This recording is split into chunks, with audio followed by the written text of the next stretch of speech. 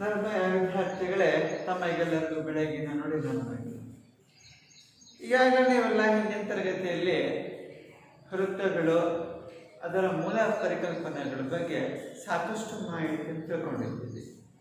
ಅದರ ಮುಂದುವರೆದ ಭಾಗದ ಕಲಿಕಾಂಶಕ್ಕೆ ಸಾಗುವ ಮುನ್ನ ಇಲ್ಲಿ ನಾನು 3 ವೃತ್ತಗಳನ್ನು ರಚಿಸಿದ್ದೇನೆ. ಜೊತೆಯಾಗಿ 3 ವೃತ್ತಗಳಲ್ಲೂ ಕೂಡ PQ ಸರಳತೆ ಹೇಗೆ ಭಿನ್ನವಾಗಿ ಸಂಧಿಸಿದೆ ಅಥವಾ ಛೇದಿಸಿದೆ ಅನ್ನೋದನ್ನು ನಾವು ಕಾಣ್ತೇವೆ. ಚಿತ್ರ ನೀವು ಒಂದರಲ್ಲಿ ಗಮನಿಸಿದಾಗ ಇಲ್ಲಿ PQ ರೇಖೆ ಸರಳ ರೇಖೆ ಯಾವುದೇ ಸಾಮಾನ್ಯ ಬಿಂದುವನ್ನು ಹೊಂದಿಲ್ಲ. ಅದೇ ರೀತಿ ಎರಡನೇ ಚಿತ್ರವನ್ನು ಗಮನಿಸಿದಾಗ ಈ ಎರಡನೇ ಚಿತ್ರದಲ್ಲಿ PQ ವೃತ್ತ ಛೇದಕವು 2 ಸಾಮಾನ್ಯ ಬಿಂದುಗಳೊಂದಿಗೆ ಛೇದಿಸಿದೆ. ಅದೇ ರೀತಿ ಮೂರನೇ ಚಿತ್ರವನ್ನು ಗಮನಿಸಿದಾಗ ಮೂರನೇ ವೃತ್ತದಲ್ಲಿ PQ ಛೇದಕ ರೇಖೆಯು ಸಾಮಾನ್ಯ ಬಿಂದುವಿನಲ್ಲಿ ಸ್ಪರ್ಶಿಸಿದೆ. PQ ಇದು ಛೇದಕ ರೇಖೆ ಆಗಲ್ಲ, ಇದು ವೃತ್ತ ಸ್ಪರ್ಶಕ ಆಗುತ್ತೆ. ಹಾಗಿದ್ದಾಗ ಮತ್ತೊಂದು ವಿನ್ಯಾಸವನ್ನು ನೋಡೋಣ. ಹಾಗಾದ್ರೆ ಮೊದಲನೇ ವೃತ್ತದಲ್ಲಿ ಇರುವಂತಹ PQ ರೇಖೆಯನ್ನು ಏನಂತ ಕರಿತೇವೆ? ಛೇದಕವಲ್ಲದ ರೇಖೆ. ಹಾಗಾದ್ರೆ ಎರಡನೇದು PQ ಛೇದಕ ರೇಖೆಯಾಗಿದ್ದು A ಮತ್ತು B ಸಾಮಾನ್ಯ ಛೇದಕ ಬಿಂದುಗಳಾಗಿರುತ್ತೆ. ತದನಂತರ ಮೂರನೇ ವೃತ್ತಕ್ಕೆ ಬಂದಾಗ ಇಲ್ಲಿ ಛೇದಕ ಬಿಂದುಗಳಿಲ್ಲ, ಸ್ಪರ್ಶ ಬಿಂದುವನ್ನು ಕಾಣ್ತೇವೆ. ಆ ಸ್ಪರ್ಶಕವು ಸ್ಪರ್ಶಿಸುವ ಸಾಮಾನ್ಯ ಬಿಂದುವನ್ನ ಸ್ಪರ್ಶ ಬಿಂದು ಅಂತ ಕರಿತೇವೆ. ಸ್ಪರ್ಶ ಬಿಂದು A ಆಗಿದ್ದು PQ ಒಂದು ಸ್ಪರ್ಶಕವಾಗಿರುತ್ತೆ. ಈ ರೀತಿ ನೀವು ಭಿನ್ನತೆಯನ್ನು ಕಾಣ್ತೀರಿ. ಈ ಭಿನ್ನತೆಯನ್ನು ಕಾಣ್ಮೇಲೆ ಒಂದೇ ಅರ್ಥದಲ್ಲಿ ಸ್ಪರ್ಶಕ, ಛೇದಕ ರೇಖೆ, ಸಾಮಾನ್ಯ ಛೇದಕ ಬಿಂದುಗಳನ್ನ ಹೇಗೆ ಗುರುತಿಸಬಹುದು ಅನ್ನೋದು ನೋಡೋಣ. ಮಕ್ಕಳೇ, ನೀವು ಈಗಾಗಲೇ ಈ ಹಿಂದಿನ ಅವಧಿ ಈ ಸಮಯದಲ್ಲಿ 3 ವೃತ್ತಗಳಲ್ಲಿ ನೋಡಿದಾಗ ಛೇದಕವಲ್ಲದ ರೇಖೆ, ಛೇದಕ, ಸ್ಪರ್ಶಕ ಅಂತ ನೋಡಿದ್ವಿ. ಈಗ ನಾನು ಒಂದೇ ವೃತ್ತದಲ್ಲಿ ಎಲ್ಲದನ್ನು ಕೂಡ ಬಿಂಬಿಸಿದ್ದೇನೆ. ಇಲ್ಲಿ ನೋಡಿ, ಇದು ಒಂದು ವೃತ್ತ ಅಂತ ನೀವು ಪರಿಗಣಿಸಿದ್ರೆ ಈ ವೃತ್ತ ಕೇಂದ್ರ ಬಿಂದು ಯಾವುದು? O. ಇದು ವೃತ್ತ ಕೇಂದ್ರ ಬಿಂದು ಆದಾಗ OP ಏನಾಗುತ್ತೆ? ಹೇಳಿ. ಎಸ್, ಇದು ತ್ರಿಜ್ಯ ಆಗುತ್ತೆ.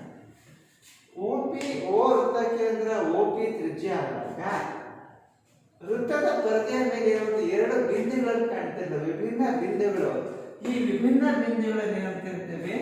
M ಮತ್ತು N ಛೇದಕ ಬಿಂದುಗಳು ಅಂತ ಕರಿತೇವೆ. ಈ ಛೇದಕ ಬಿಂದುಗಳ ಮೂಲಕ ಹಾಯ್ದು ಹೋಗುವ ಸರಳ ರೇಖೆಯನ್ನು ಕರಿತೇವೆ ಛೇದಕ ರೇಖೆ. ಹಾಗಿದ್ದಾಗ ವೃತ್ತದ ಪರದೆಯ ಮೇಲೆ ಇನ್ನೊಂದು ಸ್ಪರ್ಶ ಬಿಂದುವನ್ನು ಕಾಣ್ತೇವೆ P. ಆ ಸ್ಪರ್ಶಿಸುವ ವೃತ್ತವನ್ನು ಸ್ಪರ್ಶಕವು ಸ್ಪರ್ಶಿಸುವ ಬಿಂದುವನ್ನ ಸ್ಪರ್ಶ ಬಿಂದು ಅಂತ ಕರಿತೇವೆ. ಸಾಮಾನ್ಯ ಸ್ಪರ್ಶ ಬಿಂದುವಿನ ಮೂಲಕ ಹಾಯ್ದು ಹೋಗುವಂತಹ ಸರಳ ರೇಖೆ ಸ್ಪರ್ಶಕ ಅಂತ ಕರಿತೇವೆ. ಹಾಗಾದ್ರೆ ಎಲ್ಲ ಒಂದು ಭಾಷೆಯಲ್ಲಿ ಸಾಂಕೇತಿಕ ಭಾಷೆ ತೋರಿಸೋಣ ಮಕ್ಕಳೇ. ಇಲ್ಲಿ ನೋಡಿ, ವೃತ್ತ ಕೇಂದ್ರ ಯಾವುದು? O ಬಿಂದು O. ತ್ರಿಜ್ಯ ಯಾವುದು? Yes, OP. ಅದಾದ್ಮೇಲೆ ಛೇದಕ ಬಿಂದುಗಳು, ಛೇದಕ ಬಿಂದುಗಳು ಬಿಂದು M, ಬಿಂದು M ಮತ್ತು ಬಿಂದು N. ಹಾಗಿದ್ದಾಗ ಛೇದಕ ರೇಖೆ ಯಾವುದು? EF ಅಥವಾ ಛೇದಕ ರೇಖೆ ಅಂತ ನಾನು ಹೇಳ್ಬೋದು, ಅಥವಾ ವೃತ್ತ ಛೇದಕ ಅಂತ ನಾನು ಕೂಡ ಹೇಳ್ಬೋದು.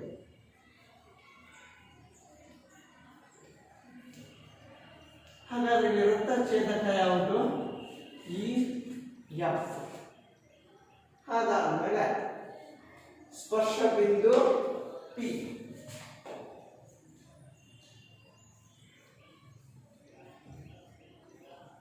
ಸ್ಪರ್ಶ ಬಿಂದು ಪಿ. ಹಾಗಾದ್ರೆ ವೃತ್ತ ಸ್ಪರ್ಶಕ ಯಾವುದು? ಉಳಿದಂಥದ್ದು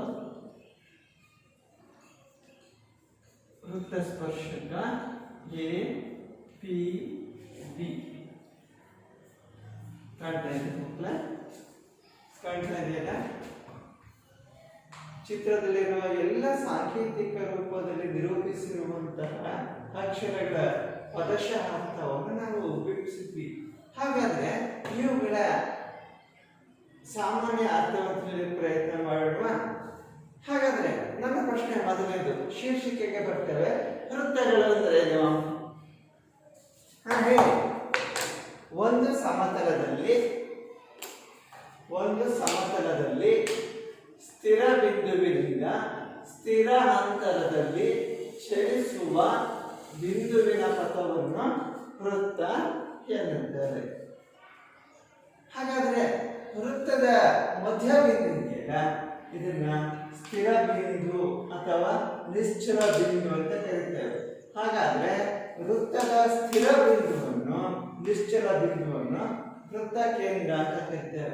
ಸಾಮಾನ್ಯ ವೃತ್ತ ಕೇಂದ್ರವನ್ನು ಓ ಎಂಬ ಅಕ್ಷರದಿಂದ ಸೂಚಿಸ್ತೇವೆ. ಹಾಗೆ ತ್ರಿಜ್ಯ ಅಂದ್ರೆ ಏನು? ವೃತ್ತದ ಕೇಂದ್ರ ಬಿಂದು ಮತ್ತು ಪರಿಧಿಯ ಮೇಲಿನ ಬಿಂದುವಿನ ನಡುವಿನ ಅಂತರದಲ್ಲಿ ಉಂಟಾಗುವ ರೇಖಾಖಂಡವನ್ನು ತ್ರಿಜ್ಯ ಅಂತ ಕರೀತೇವೆ. ತ್ರಿಜ್ಯವನ್ನು ಸಾಮಾನ್ಯವಾಗಿ ಆರ್ ಎಂಬ ಸಂಕೇತದಿಂದ ಸೂಚಿಸುತ್ತಾರೆ. ಹಾಗಾದ್ರೆ ಈ ಚಿತ್ರದ ತ್ರಿಜ್ಯ ಯಾವುದು? ವೃತ್ತದಲ್ಲಿ ಎಸ್ ಓಪಿ ಒಂದು ತ್ರಿಜ್ಯವಾಗಿದೆ. ಹಾಗಾದ್ರೆ ಓಪಿ ತ್ರಿಜ್ಯ ಅಂದ್ರೆ ಈ ವೃತ್ತದ ಪರಿಧಿಯ ಮೇಲೆ ಒಂದು ಸರಳ ರೇಖೆ ಹಾದುಹೋಗಿದೆ. ಆ ವೃತ್ತದ ಪರಿಧಿಯ ಮೇಲೆ ಹಾದು ಹೋದಾಗ ಎರಡು ಬಿಂದುಗಳಿಗೆ ಹೆಸರು ಕೊಟ್ಟಿದ್ದೇವೆ. ಏನದು? ಎಂ ಮತ್ತು ಎನ್. ಹಾಗಾದ್ರೆ ಅವನ್ನ ಏನಂತ ಕರಿತೇವೆ? ಛೇದಕ ಬಿಂದುಗಳು ಅಂತ ಕರೀತೇವೆ.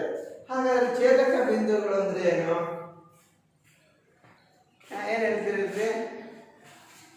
ವೃತ್ತದ ಪರಿಧಿಯ ಮೇಲೆ ಹಾಯ್ದು ಹೋಗುವ ಸರಳ ರೇಖೆಯು ಎರಡು ವಿಭಿನ್ನ ಬಿಂದುಗಳಲ್ಲಿ ಹಾಯ್ದು ಹೋಗುವಂತಹ ಸರಳ ರೇಖೆ. ಇನ್ನೊಮ್ಮೆ ಕೇಳಿಸ್ಕೊಳ್ಳಿ. ವೃತ್ತದ ಪರಿಧಿಯ ಮೇಲೆ ಛೇದಕ ರೇಖೆಯು ಹಾಯ್ದು ಹೋಗುವಾಗ ಉಂಟಾಗುವ ಬಿಂದುಗಳನ್ನು ಛೇದಕ ಬಿಂದುಗಳು ಅಂತ ಕರೀತೇವೆ. ಹಾಗಾದ್ರೆ ಈ ಚಿತ್ರದಲ್ಲಿ ಛೇದಕ ಬಿಂದುಗಳು ಯಾವುವು? ನೋಡಿ, ಇ ಎಫ್ ಛೇದಕ ರೇಖೆ ಕತ್ತರಿಸಿರುವುದು ವೃತ್ತದ ಬಿಂದುಗಳಿಂದ ಬಿಂದು ಎಂ ಮತ್ತು ಬಿಂದು ಎನ್. ಇದನ್ನ ಛೇದಕ ಬಿಂದುಗಳು ಅಂತ ಕರೀತೇವೆ. ಹಾಗಾದ್ರೆ ವೃತ್ತ ಛೇದಕ ಯಾವುದು? ಛೇದಕ ಬಿಂದುಗಳನ್ನು ಕತ್ತರಿಸುವ ಛೇದಕ ರೇಖೆ ಇದೆಯಲ್ಲ, ಅದನ್ನ ವೃತ್ತ ಛೇದಕ ಅಂತ ಕರೀತಾರೆ. ಓಕೆ. ವೃತ್ತವನ್ನು ಎರಡು ವಿಭಿನ್ನ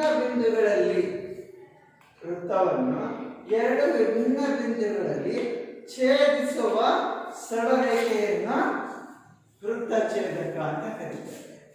ಹಾಗಾದ್ರೆ ಇಲ್ಲಿ ವೃತ್ತ ಛೇದಕ ಯಾವುದು? ಇ ಎಫ್ ಒಂದು ವೃತ್ತ ಛೇದಕವಾಗಿದೆ. ಇ ಎಫ್ ಒಂದು ವೃತ್ತ ಛೇದಕ ಆಗಿದೆ. ಹಾಗಾದ್ರೆ ಒಂದೇ ಒಂದು ಬಿಂದು,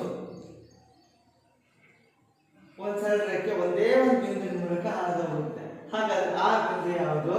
ಸ್ಪರ್ಶ ಬಿಂದು. ಹಾಗಾದ್ರೆ ಸ್ಪರ್ಶ ಬಿಂದು ಅಂದ್ರೆ ಏನು? ಸ್ಪರ್ಶಕವು ಸ್ಪರ್ಶಿಸುವ ಸಾಮಾನ್ಯ ಬಿಂದುವನ್ನು ಸ್ಪರ್ಶ ಬಿಂದು ಅಂತ ಕರೀತೇವೆ. ಹಾಗಾದ್ರೆ ಸ್ಪರ್ಶ ಬಿಂದು ಯಾವುದಿಲ್ಲಿ? ಬಿಂದು ಪಿ ಒಂದು ಸ್ಪರ್ಶ ಬಿಂದು ಆಗಿದೆ. ಹಾಗಾದ್ರೆ ಆ ಸ್ಪರ್ಶ ಬಿಂದುವಿನ ಮೂಲಕ ಹಾದು ಹೋಗುವಂತ ರೇಖೆಯನ್ನು ಏನಂತ ಕರಿತೀವಿ? ಸ್ಪರ್ಶಕ. ಎಂತ ಸ್ಪರ್ಶಕ? ವೃತ್ತ ಸ್ಪರ್ಶಕ ಅಂತ ಕರೀತಾರೆ. ಓಕೆ. ವೃತ್ತವನ್ನು ಒಂದೇ ಒಂದು ಬಿಂದುವಿನಲ್ಲಿ ಅಥವಾ ವೃತ್ತವನ್ನು ಏಕೈಕ ಬಿಂದುವಿನಲ್ಲಿ ಸ್ಪರ್ಶಿಸುವ ಸರಳ ರೇಖೆಯನ್ನು ಕರಿತೇವೆ ವೃತ್ತ ಸ್ಪರ್ಶಕ ಅಂತ ಕರೀತಾರೆ. ಹಾಗಾದ್ರೆ ವೃತ್ತ ಸ್ಪರ್ಶಕ ಯಾವುದಿದೆ ಚಿತ್ರದಲ್ಲಿ? APB ಒಂದು ವೃತ್ತ ಸ್ಪರ್ಶಕವಾಗಿದೆ. ಅಲ್ವಾ ಮಕ್ಕಳೇ? ಈಗ ನಾವೇ ನಿರೂಪಿಸಿದ್ವಲ್ಲ ಅವನ್ನೆಲ್ಲದನ್ನು ಕೂಡ ವಾಕ್ಯಗಳ ರೂಪದಲ್ಲಿ ಟಿಪ್ಪಣಿ ಮಾಡೋಣ. ಹೇಗೆ ಅಂತ ಮಕ್ಕಳೇ, ಈಗಾಗಲೇ ನಾವು ಅದರ ವೃತ್ತದ ಪರಿಕಲ್ಪನೆಗೆ ಸಂಬಂಧಪಟ್ಟಂತ ಕೆಲವು ಮೂಲ ಪರಿಕಲ್ಪನೆಗಳನ್ನ ಚರ್ಚೆ ಮಾಡಿದ್ವಿ. ಅದರ ಎಲ್ಲ ಸಾರಾಂಶವನ್ನು ಕ್ರೋಢೀಕರಿಸಿ ಅದರ ಸಾಮಾನ್ಯ ಅರ್ಥಗಳನ್ನ ಈ ರೀತಿ ಬಿಂಬಿಸ್ತಾ ಇದ್ದೇವೆ. ಮಕ್ಕಳೇ, ಮೊದಲನೇ ಹೀಗಿದೆ, ವೃತ್ತ. ಅದರ ಅರ್ಥ ಹೇಗೆ ಹೇಳ್ಬೋದು? ಒಂದು ಸಮತಲದಲ್ಲಿ ಸ್ಥಿರ ಬಿಂದುವಿನಿಂದ ಸ್ಥಿರ ಅಂತರದಲ್ಲಿ ಉಂಟಾಗುವ ಬಿಂದುಗಳ ಪಥವನ್ನು ವೃತ್ತ ಎನ್ನುವರು. ಹಾಗಾದ್ರೆ ತ್ರಿಜ್ಯ, ಅದಕ್ಕಿಂತ ಮುಂಚೆ ಕೇಂದ್ರ ಬಿಂದು, ವೃತ್ತದ ಸ್ಥಿರ ಬಿಂದುವನ್ನು ಕೇಂದ್ರ ಬಿಂದು ಎನ್ನುವರು. ಕೇಂದ್ರ ಬಿಂದುವನ್ನು O ಎಂಬ ಸಂಕೇತದಿಂದ ಸೂಚಿಸುತ್ತೇವೆ. ಹಾಗಾದ್ರೆ ತ್ರಿಜ್ಯ ಯಾವುದು? ವೃತ್ತ ಕೇಂದ್ರ ಮತ್ತು ವೃತ್ತದ ಮೇಲಿನ ಯಾವುದೇ ಒಂದು ಬಿಂದುವನ್ನು ಸೇರಿಸುವ ರೇಖಾಖಂಡವನ್ನು ತ್ರಿಜ್ಯ ಎನ್ನುವರು. ಹಾಗಾದ್ರೆ ಚಿತ್ರದಲ್ಲಿ OP ತ್ರಿಜ್ಯವಾಗಿದೆ. ಛೇದಕ ಬಿಂದುಗಳು ನೋಡಿ, ವೃತ್ತದ ಪರಿಧಿಯ ಮೇಲೆ ಕಾಣ್ತಾ ಇದೆಯಾ? ವೃತ್ತದ ಪರಿಧಿಯ ಮೇಲೆ ಛೇದಕ ರೇಖೆಯು ಹಾದು ಹೋಗುವಾಗ ಉಂಟಾಗುವ ಬಿಂದುಗಳನ್ನು ಛೇದಕ ಬಿಂದುಗಳು ಎನ್ನುವರು. ಚಿತ್ರದಲ್ಲಿ M ಮತ್ತು N ಛೇದಕ ಬಿಂದುಗಳಾಗಿವೆ. ಅದೇ ರೀತಿ ವೃತ್ತ ಛೇದಕ, ವೃತ್ತವನ್ನು ಎರಡು ವಿಭಿನ್ನ ಬಿಂದುಗಳಲ್ಲಿ ಛೇದಿಸುವ ಸರಳ ರೇಖೆಯನ್ನು ವೃತ್ತ ಛೇದಕ ಎನ್ನುವರು. ಚಿತ್ರದಲ್ಲಿ EF ವೃತ್ತ ಛೇದಕವಾಗಿದೆ. ಅದೇ ತರನಾಗಿ ಸ್ಪರ್ಶ ಬಿಂದು ನೋಡಿ, ಇಲ್ಲಿ ಸ್ಪರ್ಶಕವು ವೃತ್ತವನ್ನು ಸ್ಪರ್ಶಿಸುವ ಬಿಂದುವಿಗೆ ಸ್ಪರ್ಶ ಬಿಂದು ಎನ್ನುವರು. ಚಿತ್ರದಲ್ಲಿ P ಸ್ಪರ್ಶ ಬಿಂದುವಾಗಿದೆ. ವೃತ್ತ ಸ್ಪರ್ಶಕ, ವೃತ್ತವನ್ನು ಒಂದೇ ಒಂದು ಬಿಂದುವಿನಲ್ಲಿ ಸ್ಪರ್ಶಿಸುವ ಸರಳ ರೇಖೆಯನ್ನು ವೃತ್ತ ಸ್ಪರ್ಶಕ ಎನ್ನುವರು. ಚಿತ್ರದಲ್ಲಿ APB ವೃತ್ತ ಸ್ಪರ್ಶಕವಾಗಿದೆ. ಅಲ್ವಾ ಮಕ್ಕಳೇ? ಇದನ್ನು ಆಧರಿಸಿ ಕೆಲವು ಪ್ರಶ್ನೆಗಳನ್ನು ನಾನು ನಿಮಗೆ ನೀಡಿದ್ದೇನೆ. ಅವುಗಳ ಸರಳವಾದ ಪ್ರಶ್ನೆಗಳ ಉತ್ತರವನ್ನು ಪ್ರಾರಂಭ ಮಾಡ್ತೀರಾ ಮಕ್ಕಳೇ? ಇಲ್ಲಿ ಕೆಲವು ಪ್ರಶ್ನೆಗಳು ಕಾಣ್ತಾ ಇದೆ ನೋಡಿ ನಿಮಗೆ. ಮೊದಲ 5 ಪ್ರಶ್ನೆಗಳು ನಾನು ಬಿಟ್ಟ ಸ್ಥಳವನ್ನು ನೀಡಿದ್ದೇನೆ. ಅವುಗಳಿಗೆ ಸೂಕ್ತವಾದ ಉತ್ತರವನ್ನು ನೀವು ಹೇಳಬೇಕಾಗುತ್ತೆ. ನೋಡಿ, ಇಲ್ಲಿ ಮೊದಲನೇ ಪ್ರಶ್ನೆ ಈ ರೀತಿ ಇದೆ, ವೃತ್ತವು ಹೊಂದಿರಬಹುದಾದ ಸ್ಪರ್ಶಕಗಳ ಸಂಖ್ಯೆ ಎಷ್ಟಿದೆ? ಸ್ಪರ್ಶಕಗಳ ಸಂಖ್ಯೆ ನಿರ್ದಿಷ್ಟವಾಗಿ ಎಷ್ಟಿರ್ಬೋದು? ಅಪರಿಮಿತ.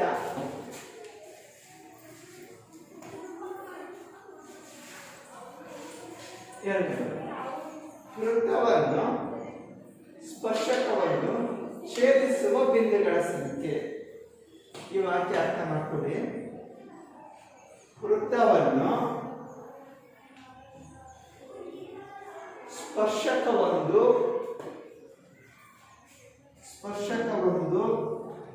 ಛೇದಿಸುವ ಬಿಂದುಗಳ ಸಂಖ್ಯೆ ಎಷ್ಟಾಗುತ್ತೆ? ಒಂದು. ಅದೇ ರೀತಿ ವೃತ್ತವನ್ನು 2 ಬಿಂದುಗಳಲ್ಲಿ ಛೇದಿಸುವ ಸರಳ ರೇಖೆ. ಆನಂದನ ಹೇಳಿದ್ದೇವೆ. ಇಲ್ಲಿ ವಾಕ್ಯ ವೃತ್ತ ಹೇಳ್ತಿರೋದು ಚಿತ್ರ ತೋರಿಸ್ತಾ ಇದ್ದೀನಿ ನಾನು. ವೃತ್ತವನ್ನು 2 ಬಿಂದುಗಳಲ್ಲಿ ಛೇದಿಸುವ ಸರಳ ರೇಖೆ ಅಥವಾ ಛೇದಿಸುವ ರೇಖೆ ಅಂತ ಹೇಳ್ತೀರಿ. ವೃತ್ತ ಛೇದಕ ಅಥವಾ ಛೇದಕ ರೇಖೆ ಅಂತ ಹೇಳ್ತೀವಿ ಅಲ್ವಾ? ಅದೇ ರೀತಿ 4ನೇ ಪ್ರಶ್ನೆ ನೋಡಿ, ಒಂದು ವೃತ್ತವು ಹೊಂದಿರಬಹುದಾದ ಸಮಾಂತರ ಸ್ಪರ್ಶಕಗಳ ಗರಿಷ್ಠ ಸಂಖ್ಯೆ. ಅಪರಿಮಿತ.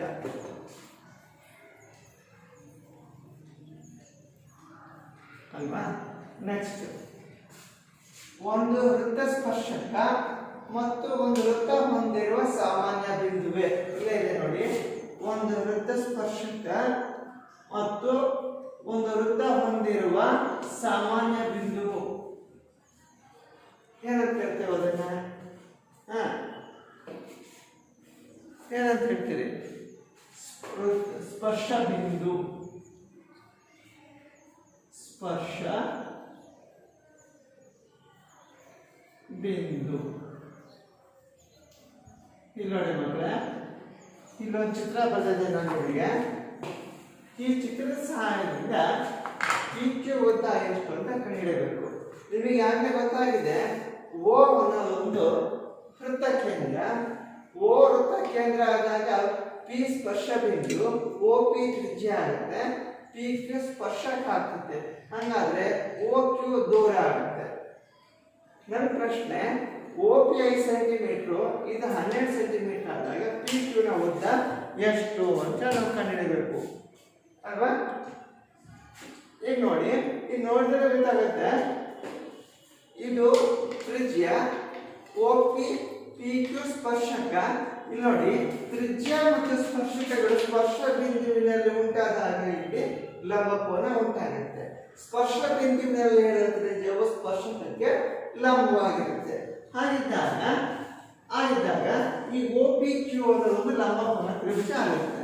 ಲಂಬಕೋನ ತ್ರಿಭುಜ OPQ ನಲ್ಲಿ ಕಾಣ್ತಾ ಇದೆಯಾ? ಹಾಗಾದ್ರೆ ಈ ಲಂಬಕೋನಕ್ಕೆ ಅಭಿಮುಖವಾಗಿರೋ ಬಾಹು ಯಾವುದು? ವಿಕರ್ಣ. That is OQ square equals OP square plus PQ square. What about OQ? 12 whole square plus OP 5 whole square equals PQ square. 12ರ ವರ್ಗ ಅಂದ್ರೆ 144. ಹಾಗಿದ್ದಾಗ 5ರ ವರ್ಗ 25 ಪ್ಲಸ್ PQ ಸ್ಕ್ವೇರ್. ಈಗ ನೋಡಿ, ಪಕ್ಷಾಂತರ ಮಾಡಿ 144 ಮೈನಸ್ 25. ಬಲ ಪಾರ್ಶ್ವದಲ್ಲಿರುವ 25ನ್ನ ಎಡ ಪಾರ್ಶ್ವಕ್ಕೆ ಸ್ಥಳಾಂತರಿಸಿದಾಗ ಮೈನಸ್ 25 ಆಗುತ್ತೆ. ಸೊ ಇದನ್ನ 144ರಲ್ಲಿ ನೀವು 125 ಕಳೆದ್ರೆ ಬರುವಂತಹ ಉತ್ತರ 119 ಆಗುತ್ತೆ. ನಮಗೆ ಬೇಕಾಗಿರೋದು ವರ್ಗ ಸಂಖ್ಯೆ ಅಲ್ಲ, ಅದರ ವರ್ಗಮೂಲ. That is PQ equals under the root of 119 ಮಾನಗಳು ಅಂತ ಹೇಳ್ತೀವಿ. ಇಲ್ಲಿ ನಾವು ಸೆಂಟಿಮೀಟರ್ ಹೇಳೋದ್ರಿಂದ ಈ ಉತ್ತರವನ್ನು ಕೂಡ ನಾವು ಸೆಂಟಿಮೀಟರ್ನಲ್ಲೇ ಹೇಳೋಣ. ಕಾಣ್ತಾ ಇದೆಯಾ ಮಕ್ಕಳೇ? ಕಾಣ್ತಾ ಇದೆಯಲ್ವಾ ಹೇಗೆ ಮಾಡ್ಬೋದು ಅಂತ? ಈ ಪ್ರಶ್ನೆ 6ನೇ ಪ್ರಶ್ನೆ 1 ಅಂಕದಲ್ಲಾದ್ರೂ ಬರ್ಬೋದು, 2 ಅಂಕದಲ್ಲಾದ್ರೂ ಬರ್ಬೋದು. ಈಗ ನೋಡಿ ಮಕ್ಕಳೇ, ನಾನು ಹೇಳ್ದೆ ಇಲ್ಲಿ ನೋಡಿ, ಸಾಮಾನ್ಯವಾಗಿ ಒಂದು ವೃತ್ತ ಜೊತೆಗೆ ಒಂದು ವೃತ್ತಕ್ಕೆ ಕೇಂದ್ರ ಬಿಂದು ಮತ್ತು ಬಾಹ್ಯ ಬಿಂದು ಅಂತ ಹೇಳ್ತಾರೆ. ಬಾಹ್ಯ ಬಿಂದು ಅಂದ್ರೆ ಅರ್ಥ ಮತ್ತೇನು ಅಲ್ಲ, ಹೊರಗಿನ ಬಿಂದು ಅಥವಾ ಹೊರಗಣ ಬಿಂದು ಅಂತ ಹೇಳ್ತಾರೆ. ಓಕೆ, ಅಂದ್ರೆ ಆ ಬಾಹ್ಯ ಬಿಂದುವಿನಿಂದ ನಾವು ಎಷ್ಟು ಸ್ಪರ್ಶಕಗಳು ನಡೀಲಿಕ್ಕೆ ಸಾಧ್ಯತೆ ಇದೆ? ಇಲ್ಲೊಂದು ಚಿಕ್ಕದಾಗಿ ನಾನು ಚಿತ್ರ ನಿಮಗೆ ತೋರಿಸ್ತೇನೆ. ಇಲ್ಲಿ ನೋಡಿ, ಇದು ಒಂದು ವೃತ್ತ. ಒಂದು ವೃತ್ತದಲ್ಲಿ ಬಾಹ್ಯ ಬಿಂದು ಗುರುತಿಸಬೇಕು ಮತ್ತು ಸ್ಪರ್ಶ ಬಿಂದುವನ್ನು ಗುರುತು ಮಾಡಬೇಕು. ಓಕೆ, ಹೇಗೆ ಮಾಡ್ತೀರಿ? ಬಾಹ್ಯ ಬಿಂದು ಮತ್ತು ಸ್ಪರ್ಶ ಬಿಂದುವಿನ ನಡುವೆ ಒಂದು ವೃತ್ತವನ್ನು ರಚಿಸಬೇಕು. ಒಂದು ಮಕ್ಕಳೇ, ಇಲ್ಲಿ ಚಿತ್ರವನ್ನು ನೋಡಿ. ನೀವು ಈ ಚಿತ್ರವನ್ನು ನೋಡಿದಾಗ ಇಲ್ಲಿ ಕೇಂದ್ರ ಬಿಂದು O. ಹಾಗಾದ್ರೆ ಬಾಹ್ಯ ಬಿಂದು ಯಾವುದು? P. ಇದಕ್ಕಿಂತ ಹೆಸರು ಹೊರಗಿನ ಬಿಂದು ಅಥವಾ ಹೊರಗಿನ ಬಿಂದು ಅಂತ ಕರೀತೇವೆ. ಸ್ಪರ್ಶ ಬಿಂದುಗಳು Q ಮತ್ತು R. OP ಕೇಂದ್ರ ಬಿಂದು ಮತ್ತು ಬಾಹ್ಯ ಬಿಂದುವಿನ ನಡುವಿರುವ ದೂರ. ಹಾಗಾದ್ರೆ ಇಲ್ಲಿ ಹಾಗಾದ್ರೆ ಪಿ ಆರ್ ಮತ್ತು ಪಿ ಕ್ಯೂ ಏನು? ಸ್ಪರ್ಶಕಗಳು. ಹಾಗಾದ್ರೆ ಸ್ಪರ್ಶಕ ಎಲ್ಲಿಂದ ಹೇಳಿದಿರೋದು? ಹೊರಗಿನ ಬಿಂದುವಿನಿಂದ. ಬಾಹ್ಯ ಬಿಂದುವಿನಿಂದ ಸ್ಪರ್ಶಕಗಳು ಯಾವ್ಯಾವು? ಪಿ ಕ್ಯೂ ಮತ್ತು ಪಿ ಆರ್. ಹಾಗಾದ್ರೆ ಬಾಹ್ಯ ಬಿಂದುವಿನಿಂದ ಎಳೆದ ಸ್ಪರ್ಶಕಗಳು ಪಿ ಕ್ಯೂ ಮತ್ತು ಪಿ ಆರ್. ಹಾಗಾದ್ರೆ what about O P and O R? ತ್ರಿಜ್ಯಗಳು ಓ ಕ್ಯೂ ಮತ್ತು ಓ ಆರ್. ಹಾಗಿದ್ದಾಗ ಸ್ಪರ್ಶ ಬಿಂದು ಕ್ಯೂ ಮತ್ತು ತ್ರಿಜ್ಯ ಓ ಕ್ಯೂ, ಪಿ ಕ್ಯೂ ಸ್ಪರ್ಶಕ. ಅಂದ್ರೆ ಸ್ಪರ್ಶ ಬಿಂದುವಿನಲ್ಲಿ ಎಳೆದ ತ್ರಿಜ್ಯವು ಸ್ಪರ್ಶಕಕ್ಕೆ ಲಂಬವಾಗಿರುತ್ತದೆ. ಹಾಗಾದ್ರೆ ಇದು ಕೂಡ ಆರ್ ಸ್ಪರ್ಶ ಬಿಂದು, ಓ ಆರ್ ತ್ರಿಜ್ಯ ಆಗಿರುತ್ತೆ. ಪಿ ಆರ್ ಸ್ಪರ್ಶಕ. ಅಂದ್ರೆ ಈ ಎರಡು ತ್ರಿಜ್ಯ ಮತ್ತು ಸ್ಪರ್ಶಕ ಲಂಬವಾಗಿರ್ತವೆ ಎಲ್ಲಿ? ಸ್ಪರ್ಶ ಬಿಂದುವಿನಲ್ಲಿ. ಹಾಗಿದ್ದಾಗ ಒಂದೇ ವೃತ್ತದಲ್ಲಿನ ಎಳೆದ ತ್ರಿಜ್ಯಗಳು ಸಮನಾಗಿರುತ್ತೆ ಅಲ್ವಾ? ಅರ್ಥ ಮಾಡಿ ನೋಡಿದ್ರೆ ಅಷ್ಟೇ ಉತ್ತರ ಬರ್ತದೆ. ನೋಡಿ ಹೇಗಿದೆ. ಸೇ ಫಾರ್ ಎಕ್ಸಾಂಪಲ್ ಇಲ್ಲಿ ನೋಡಿ, ಓ ಕ್ಯೂ ಎಷ್ಟಿದೆಯೋ ಅಷ್ಟೇ ತ್ರಿಜ್ಯ ಓ ಆರ್ ಇದೆ. ಓಕೆ. ಅದೇ ತರ ಬಾಹ್ಯ ಬಿಂದು ಪಿ ಕ್ಯೂ ಪಿ ನಿಂದ ಎಳೆದಂತಹ ಸ್ಪರ್ಶಕಗಳು ಕೂಡ ಸಮನಾಗಿದೆ. ಸರಿನಾ ಮಕ್ಕಳೇ? ಬಾಹ್ಯ ಬಿಂದುವಿನಿಂದ ಎಳೆದ ವೃತ್ತಗಳು ಸಮನಾಗಿರುತ್ತೆ. ಹಾಗಿದ್ದಾಗ ನಮ್ಮಲ್ಲಿ ಒಂದು ಪ್ರಮೇಯ ಬರುತ್ತೆ. ಹಾಗಾದ್ರೆ ಈ ಬಾಹ್ಯ ಬಿಂದುವಿನಿಂದ ಎಳೆದ ಸ್ಪರ್ಶಕಗಳು ಪರಸ್ಪರ ಸಮ ಅಂತೇಳಿ ಸಾಧಿಸಬೇಕು. ಸಾಮಾನ್ಯವಾಗಿ ಪರೀಕ್ಷೆಯಲ್ಲಿ 3 ಅಂಕಕ್ಕೆ ಬರುವಂತಹ ಒಂದು ಪ್ರಶ್ನೆ. ಇದರ ನಿರೂಪಣೆ ಅಂತ ನಾನು ಬರೀತಾ ಇದ್ದೇನೆ. ಹಾಗಾದ್ರೆ ಹೇಳಿಕೆ ಹೇಗಿದೆ? ಬಾಹ್ಯ ಬಿಂದುವಿನಿಂದ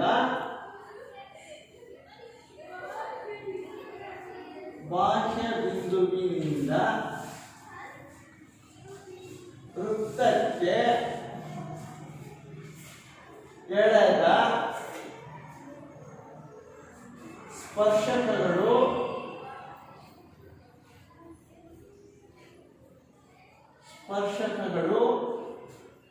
ಸಮವಾಗಿರುತ್ತವೆ.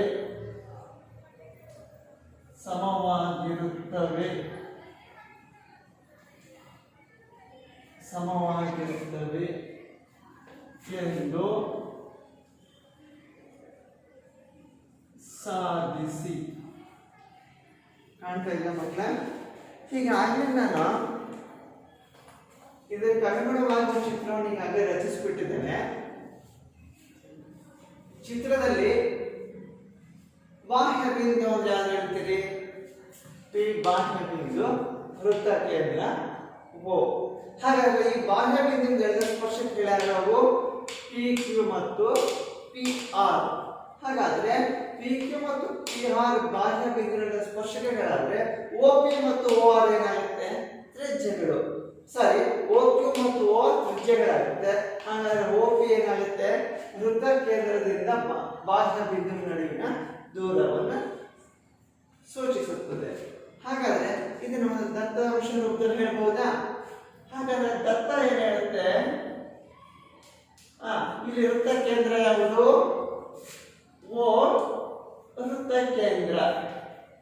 ಹಾಗಾದ್ರೆ ಬಾಹ್ಯ ಬಿಂದು ಯಾವುದು? ಓ ವೃತ್ತ ಕೇಂದ್ರ, ಪಿ ಬಾಹ್ಯ ಬಿಂದು. ಅದಕ್ಕೆ ಇನ್ನೊಂದು ಹೆಸರು ಹೇಳಿದ್ವಿ, ಹೊರಗಿನ ಬಿಂದು ಅಥವಾ ಹೊರಗಿನ ಬಿಂದು ಅಂತ ಹೇಳ್ತೀವಿ. ಹಾಗಾದ್ರೆ ಈ ಬಾಹ್ಯ ಬಿಂದುವಿನಿಂದ ಎಳೆದ ಸ್ಪರ್ಶಕಗಳು ಯಾವುವು? ಪಿ ಕ್ಯೂ ಮತ್ತು ಪಿ ಆರ್. ಬಿಂದು ಪಿ ನಿಂದ ಎಳೆದ ಸ್ಪರ್ಶಕಗಳಾಗಿವೆ.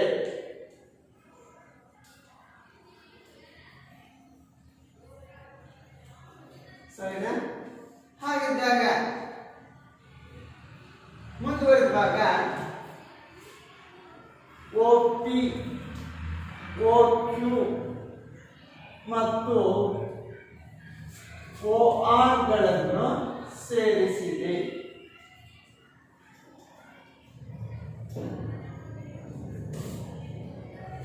ಸರಿನಾ? ಇಷ್ಟು ದತ್ತಾಂಶ ನೋಡಿ. ಬಾಹ್ಯ ಬಿಂದುವಿನಿಂದ ವೃತ್ತಕ್ಕೆ ಎಳೆದ ಸ್ಪರ್ಶಕಗಳು ಇಲ್ಲಿವರೆಗೂ ದತ್ತಾಂಶ. ಮುಂದಿನ ಭಾಗ ಇದೆಯಲ್ಲ, ಸಮನಾಗಿರುತ್ತವೆ ಎಂದು ಸಾಧಿಸಿ ಅನ್ನೋ ಹೇಳಿಕೆ, ಭಾಗಶಃ ಹೇಳಿಕೆ, ಅದು ಸಾಧನೀಯದ ಅಂಶವನ್ನ ತೋರಿಸುತ್ತದೆ. ಹಾಗಾದ್ರೆ ಇಲ್ಲಿ ಸಾಧನೆ ಅಂದಾಗ ಸ್ಪರ್ಶಕಗಳು ಯಾವ್ಯಾವು? ಪಿ ಕ್ಯೂ ಮತ್ತು ಪಿ ಆರ್, ಇವೆರಡು ಸಮ ಅಂತ ತೋರಿಸ್ಬೇಕು. ಸರಿ ನಮ್ಗೆ ಈಗ ಸಾಧನೆ ಹೋಗೋಣ. ಸಾಧನೆಗೆ ಬಂದಾಗ ಇಲ್ಲಿ OP ಸಾಮಾನ್ಯ ಬಾಹು ಎರಡು ಲಂಬಕೋನ ತ್ರಿಭುಜಗಳನ್ನು ಉಂಟು ಮಾಡುತ್ತೆ. ಹಾಗಾದ್ರೆ ಆ ಎರಡು ಲಂಬಕೋನ ತ್ರಿಭುಜಗಳಾವು ತ್ರಿಭುಜ OQP ಮತ್ತು ತ್ರಿಭುಜ ORP ಗಳಲ್ಲಿ. ಇಲ್ಲಿ ಆ ಎರಡು ಲಂಬಕೋನ ತ್ರಿಭುಜಗಳನ್ನ ಹೋಲಿಕೆ ಮಾಡಿದ್ರೆ ಈ ರೀತಿ ಕಾಣ್ತವೆ. ಲಂಬಕೋನ ತ್ರಿಭುಜ OQP ಮತ್ತು ಲಂಬಕೋನ ತ್ರಿಭುಜ ORP ಗಳಲ್ಲಿ ಕಾಣ್ತಾ ಇದೆಯಾ? ನೀವು ಲಂಬಕೋನ ತ್ರಿಭುಜವನ್ನೇ ಪರಿಗಣಿಸಿರುವುದರಿಂದ ಎರಡು ಲಂಬಕೋನಗಳು ಸಿಗುತ್ತೆ. ಹಾಗಾದ್ರೆ ಆ ಎರಡು ಲಂಬಕೋನಗಳು ಯಾವ್ಯಾವು? ಕೋನ Q ಮತ್ತು ಕೋನ R. ಕೋನವನ್ನು ಒಂದು ಅಕ್ಷರದಿಂದ ಸೂಚಿಸ್ತೇವೆ, ಮೂರು ಅಕ್ಷರದಿಂದ ಸೂಚಿಸ್ತೇವೆ. ದಟ್ ಈಸ್ ಕೋನ OQP ಈಕ್ವಲ್ಸ್ ಕೋನ ORP. ಅರ್ಥ ಇದೆಯಾ? ದಟ್ ಈಸ್ ಕೋನ OQP ಈಕ್ವಲ್ಸ್ ಕೋನ ORP ಈಕ್ವಲ್ಸ್ ವಾಟ್? ನೋಡಿ ಸರಿನಾ? ಯಾಕೆ? ಸ್ಪರ್ಶ ಬಿಂದುವಿನಲ್ಲಿ ಎಳೆದ, ಬಿಕಾಸ್ ಸ್ಪರ್ಶ ಬಿಂದುವಿನಲ್ಲಿ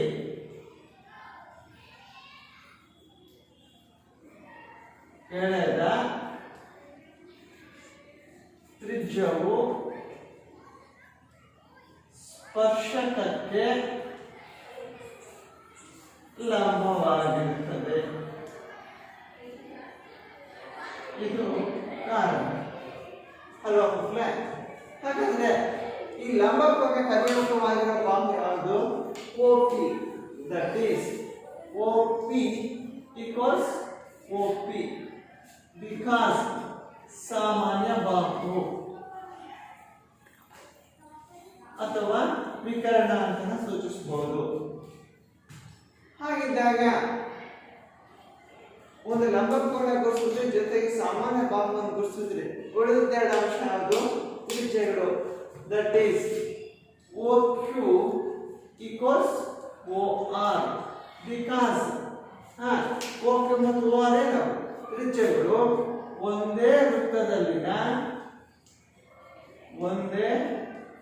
ವೃತ್ತದಲ್ಲಿನ ತ್ರಿಜ್ಯಗಳು ಸಮನಾಗಿರುತ್ತವೆ. ಸರಿನಾ? ಒಂದೇ ವೃತ್ತದಲ್ಲಿನ ತ್ರಿಜ್ಯಗಳು ಸಮನಾಗಿದೆ ಅಂದಾಗ ಆ ಎರಡು ಲಂಬಕೋನ ತ್ರಿಭುಜಗಳು ಏನಾಗ್ತವೆ?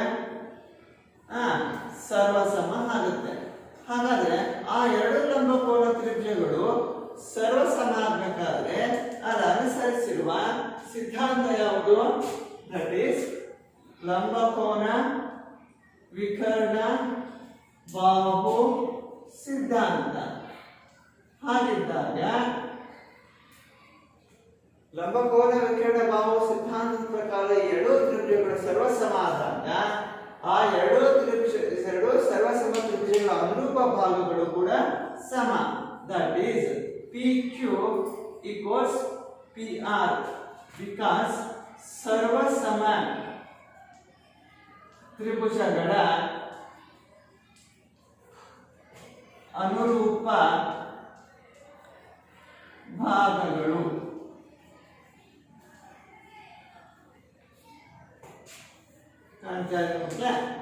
ಸೈದ್ಧಾಂತಿಕವಾಗಿ ನಾವು ಈ ಪ್ರಮೇಯವನ್ನು ಸಾಧನೆ ಮಾಡಿದ್ವಿ.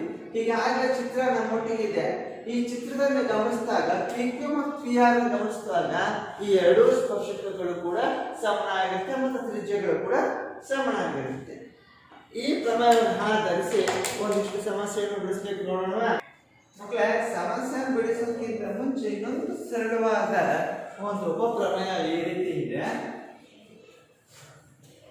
ತ್ರಿಜ್ಯವು ವೃತ್ತಕ್ಕೆ ಹೇಳುವ ಸ್ಪರ್ಶಕಕ್ಕೆ ಲಂಬವಾಗಿರುತ್ತದೆ ಎಂದು ಸಾಧಿಸಿ. ನಮ್ಮ ಪ್ರಶ್ನೆ ಮಕ್ಕಳೇ, ವಾಕ್ಯ ಹೇಳ್ತಾ ಇದೆ ತ್ರಿಜ್ಯ ಎಲ್ಲಿರುತ್ತೆ? ವೃತ್ತದಲ್ಲಿ ಇರುತ್ತೆ ಅಲ್ವಾ? ಹಾಗಿದ್ದಾಗ ನಾನು ಕಚ್ಚಾಕೃತಿ ಹಾಕಿದ್ದೇನೆ ನೋಡಿ. ಇಲ್ಲಿ ಕೇಂದ್ರ ಬಿಂದು ಓ, ಪಿ ಸ್ಪರ್ಶ ಬಿಂದು, ಓ ಪಿ ತ್ರಿಜ್ಯ. ಹಾಗಾದ್ರೆ ಎಕ್ಸ್ ಪಿ ವೈ ಏನಾಯ್ತು? ಸ್ಪರ್ಶಕ ಅಲ್ವಾ? ಹಾಗಿದ್ದಾಗ ನೋಡಿ ಮಕ್ಕಳೇ, ಇದು ನೀವು ಹೇಳ್ಬೋದ ದತ್ತಾಂಶನ ಓ ಕೇಂದ್ರ ಉಳ್ಳ ವೃತ್ತಕ್ಕೆ ಓ ಪಿ ತ್ರಿಜ್ಯವಾಗಿದೆ. ಅದೇ ತರ ಸ್ಪರ್ಶ ಬಿಂದು ಪಿ ನಲ್ಲಿ ಎಕ್ಸ್ ವೈ ಸ್ಪರ್ಶಕವಾಗಿದೆ. ಇದು ಹೇಳಿಕೆ ತ್ರಿಜ್ಯವು ವೃತ್ತಕ್ಕೆ ಹೇಳಿದ ಸ್ಪರ್ಶಕಕ್ಕೆ ಅಂದಾಗ ಇದು ದತ್ತಾಂಶ ಭಾಗ. ಮುಂದಕ್ಕೆ ಲಂಬವಾಗಿರುತ್ತದೆ ಭಾಗಶಃ ಹೇಳಿಕೆ ಭಾಗ ಇದೆಯಲ್ಲ, ಈ ಪದ ಸಾಧನೆಯ ಅಂದ್ರೆ ಏನರ್ಥ? ಅಲ್ಲಿಗೆ O P perpendicular to X Y ಅಂತ ಸಾಧಿಸಬೇಕು. ಈಗ ನಾನು ಈ ಪ್ರಮೇಯವನ್ನು ಸಾಧನೆ ಮಾಡಬೇಕು ಅಂದಾಗ ಒಂದು ಅನುಕೂಲಕರವಾದ ರಚನೆಯನ್ನು ಮಾಡಬೇಕು. ಹೇಗೆ? ಬಿಂದು ಪಿ ಅನ್ನು ಹೊರತುಪಡಿಸಿ ಎಕ್ಸ್ ವೈ ಮೇಲೆ ಬಿಂದು ಕ್ಯೂ ಅನ್ನು ಗುರುತಿಸಿ. ಎಕ್ಸ್ ವೈ ಮೇಲೆ ಬಿಂದು ಕ್ಯೂ ಅನ್ನು ಗುರುತಿಸಿ ಅಂದ್ರೆ ಸ್ಪರ್ಶಕದ ಮೇಲೆ ಬಿಂದು ಕ್ಯೂ ಅನ್ನು ಗುರುತಿಸಿ ಏನ್ ಮಾಡ್ತೇನೆ? ವೃತ್ತ ಕೇಂದ್ರ ಬಿಂದು ಮತ್ತು ಕ್ಯೂ ಬಿಂದುವನ್ನು ಸೇರಿಸ್ತೇನೆ. ಅದು ಓ ಕ್ಯೂ ಅನ್ನು ಸೇರಿಸ್ತೇನೆ. ಹಾಗಾದ್ರೆ ಓ ಕ್ಯೂ ವೃತ್ತದ ಮೂಲಕ ಛೇದಿಸೋಗಿದೆ. ಆ ಛೇದಿಸಿರುವ ಛೇದಕ ಬಿಂದುವನ್ನು ಆರ್ ಅಂತ ಸೂಚಿಸ್ತೇನೆ. ಸರಿ ಮಕ್ಕಳೇ, ನೋಡಿ ಬಿಂದು ಪಿ ಅನ್ನು ಹೊರತುಪಡಿಸಿ ಎಕ್ಸ್ ವೈ ಮೇಲೆ ಬಿಂದು ಕ್ಯೂ ಅನ್ನು ಗುರುತಿಸಿ ಓ ಕ್ಯೂ ಅನ್ನು ಸೇರಿಸಿದೆ. ಓ ಕ್ಯೂ ವೃತ್ತವನ್ನು ಆರ್ ನಲ್ಲಿ ಛೇದಿಸಿದೆ. ಇದು ರಚನಾ ಭಾಗ. ಹಾಗಾದ್ರೆ ಮುಂದಿನ ಭಾಗ ಸಾಧನೆ. ನಿಮಗೆ ಗೊತ್ತಿದೆ ಒಂದೇ ವೃತ್ತದ ತ್ರಿಜ್ಯಗಳು ಸಮ ಅಂದಾಗ O P equals O R ಅಲ್ವಾ? O P equals O R. ಹಾಗಾದ್ರೆ ಓ ಕ್ಯೂ ರೇಖಾಖಂಡ ವೃತ್ತವನ್ನು ಏನು ಛೇದಿಸಿದೆ? ಆರ್ ನಲ್ಲಿ ಛೇದಿಸಿದೆ. ಹಾಗಿದ್ದಾಗ ಓ ಆರ್ ನ ಉದ್ದ ಜಾಸ್ತಿ ಇದೆಯೋ ಕ್ಯೂ ಆರ್ ನ ಉದ್ದ ಜಾಸ್ತಿ ಇದೆಯೋ? ಓ ಆರ್ ಜಾಸ್ತಿ ಇದೆ ಅಲ್ವಾ? ಆದ್ರೆ ಓ ಕ್ಯೂ ಮತ್ತು ಓ ಆರ್ ನ ಅಳತೆಯನ್ನು ಗಮನಿಸಿದಾಗ ದೊಡ್ಡದಾಗಿರೋದು ಯಾವುದು? O Q. That is O Q greater than O R. But O R equals O P. Why? ತ್ರಿಜ್ಯಗಳು ಸಮ, ಒಂದೇ ವೃತ್ತದ ತ್ರಿಜ್ಯಗಳು ಸಮ. That is O Q is greater than O P because O P equals O R equals R. ಅಥವಾ ಅದನ್ನ ಇನ್ನೊಂದು ರೀತಿ ಹೇಳ್ಬೋದು, ಒಂದೇ ವೃತ್ತದ ತ್ರಿಜ್ಯಗಳು ಸಮ.